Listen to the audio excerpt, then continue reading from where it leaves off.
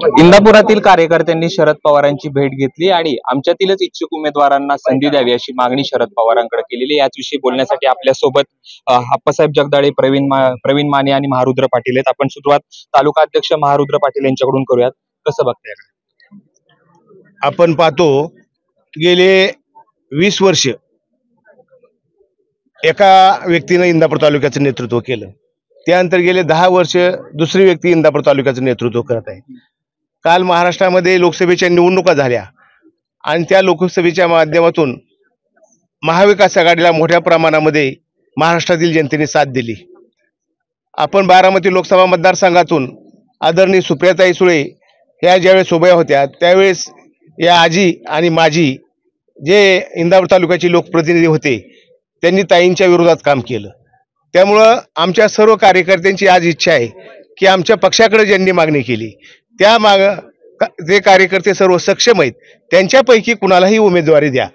आता कोण जर येणार असेल पक्षामध्ये वातावरण पाहून तर त्यांना थोडं पक्षाचं काम करायला हवं 5 वर्ष, आणि 5 वर्ष काम केल्यानंतर त्यांचा पुढे विचार करायचा करा। पण आता जी उद्याची निवडणूक विधानसभेची आहे, ह्या विधानसभेमध्ये आमच्या बरोबर जे पक्षाचे कार्यकर्ते पक्षाकडे मागणी केली त्यांनाच तिकीट द्यावं अशी सर्व कार्यकर्त्यांनी आम्ही साहेबांकडे मागणी केली आहे। काय महत्त्वाचे बदल आहेत ते इंदापुरात झाले पाहिजेत असं तुम्हाला वाटतं?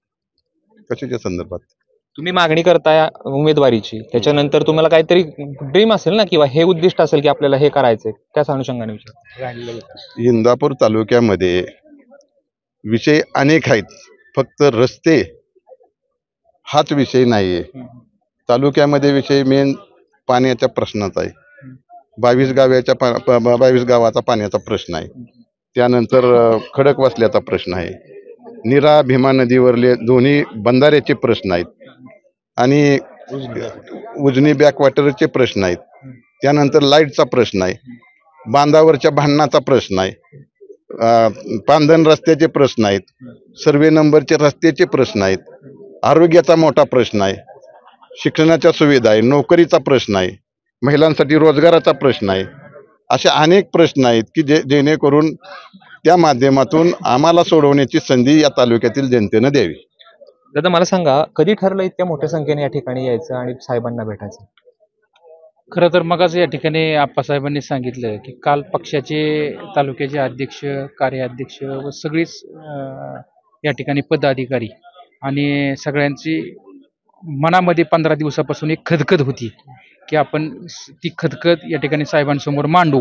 ही खदखद नेमकी काय होती आणि का वाढली? ती खदखद आपल्या सगळ्यांनाच माहिती आहे की इंदापूरमध्ये काय पोस्टरबाजी होते, काय न्यूज येतात, ह्या न्यूजमुळं लोक या ठिकाणी ते नाराज झालेले, त्यांच्या मनामध्ये या ठिकाणी प्रश्नचिन्ह या ठिकाणी उभं राहिलं होतं। ती साहेबांसमोर या ठिकाणी व्यथा मांडण्यासाठी सगळी कार्यकर्ते म्हणली की आम्हाला साहेबांना भेटायचंय, आम्हाला साहेबांना एक म्हणजे एक विनंती करायची आहे। आणि आज साहेबांचं मार्गदर्शन घेण्यासाठी स्वतः कार्यकर्ते सगळे या ठिकाणी साहेबांच्या इकडं आले आणि इकडं साहेबांना सगळे भेटले। साहेबांनी त्यांच्यासमोर या ठिकाणी मार्गदर्शन केलं। साहेबांनी जे काय त्यांना संकेत द्यायचे होते ते साहेबांनी या ठिकाणी दिले आणि सांगितलंही की आपण सर्वे करून घेऊया आणि जो काय विनिंग उमेदवार असेल त्या बाबतीत आपण या ठिकाणी निर्णय घेऊया। आणि या संबंधित या खूप म्हणजे प्रतिक्रिया जी आहेत लोकांच्या, कार्यकर्त्यांच्या सक्षम, यांच्या खूप तीव्र भावना आहेत की इथं आपल्यात जी काही या ठिकाणी 5-6 लोक जी आहेत उमेदवार ज्यांनी मागणी केलेली, या उमेदवारापैकीच विचार व्हावा असं सगळ्या कार्यकर्त्यांचं म्हणणं होतं। तुम्ही मागणी केली की 6 उमेदवार आहेत त्यातलाच विचार व्हावा, खरंच तसा विचार होईल का 7वा उमेदवार येईल असं तुम्हाला वाटतं? शेवटी साहेब ते साहेब आहेत, ती देशाची नस ओळखतात, इंदापूरची नस ओळखू शकत नाहीत का? शेवटी बारामती लोकसभा मतदारसंघ त्यांचा मतदारसंघ आहे, ताईंचा मतदारसंघ आहे आणि जे ताईंना विरोध करतात अशा वेळेस त्यांना तिकीट दिलं असं तुम्हाला तरी कसं वाटतं? ह्या जनतेला तर वाटत नाही, तुम्ही पत्रकार म्हणून तुम्हाला तरी वाटतं का हे सांगा मला। नाही, आमच्या वाटण्याचा प्रश्न नाहीये किंवा कार्यकर्ता तुमचा प्रश्न आहे शेवटी तो पक्षाचा, पण दुसरी गोष्ट की ज्या सातत्यानं भेटी होत आहेत किंवा बॅनरबाजी होती त्यावरून विचारतोय, तसं होऊ शकतं का आणि झालं तर तुमची भूमिका काय असेल? नाही नाही, आमची भूमिका काय, ते होणारच नाही तर आमची भूमिका काय आम्ही सांगतो ना। अच्छा, विश्वास आहे, ताईंवर विश्वास आहे, साहेबांवर विश्वास आहे, ते होणारच नाही, तुम्ही लिहून घ्या। हे म्हणतात ते विश्वास आहे, तसं होणारच नाही, न जाणू राजकारणात काही होऊ शकतं, जर चुकून जर तसं झालं तर प्रवीण मानेंची भूमिका काय?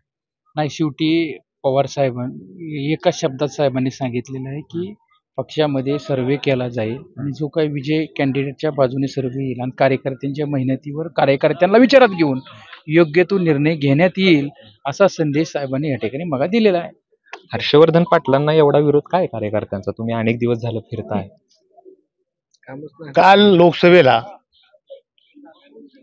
मगाशीच मी सांगितलं त्याप्रमाणे तालुक्याचे विद्यमान आमदार आणि माजी आमदार या दोघांनी ताईंच्या विरोधात अतिशय तीव्र प्रचार केलेला आहे. त्यामुळं ह्या सर्वसामान्य कार्यकर्त्यांनी ताईंच्या पाठीमागे राहून लोकसभेला ताईंना 26,000पेक्षा जास्त आघाडी दिलेली आहे. तर ह्यावेळेस हेच आजी माझे आमदार सर्व कार्यकर्त्यांना दम द्यायचे, परत आम्हीचही. तर त्याच्यामुळं कार्यकर्त्यामध्ये ह्या दोघांबद्दल अतिशय चीड तयार झालेली. त्यामुळं आमचं असं म्हणणं आहे की ह्यांना अजून त्यांनी पक्षामध्ये प्रवेशच केलेला नाही, त्यामुळे त्यांचा आज विचार करण्यासारखी काही गोष्ट नाही. पण त्यांचा भविष्यात सुद्धा पक्षामध्ये प्रवेश झाला तर आमची काही अडचण नाही, पण त्यांना तिकीट द्यायचं नाही एवढीच आमची कार्यकर्त्याची इच्छा आहे. पहिलं काम करायचं, पहिलं 5 वर्ष पक्षामध्ये काम करावं आणि नंतर पुढच्या 5 वर्षात आपण त्यांचा विचार करू. तरी होते कार्यकर्ते ज्यांचं म्हणणं आहे की जरी हर्षवर्धन पाटील पक्षात आले तरी त्यांना सुरुवातीच्या काळात तिकीट देऊ नये, त्यांनी पहिलं पक्षाचं काम करावं आणि त्यानंतर जे आहे ती उमेदवारी द्यावी अशी मागणी या कार्यकर्त्यांची आहे. कॅमेरा पर्सन धीरज सह जयदीप भगत, एबीपी माझा, बारामती. एबीपी माझा, उघडा डोळे बघा नीट.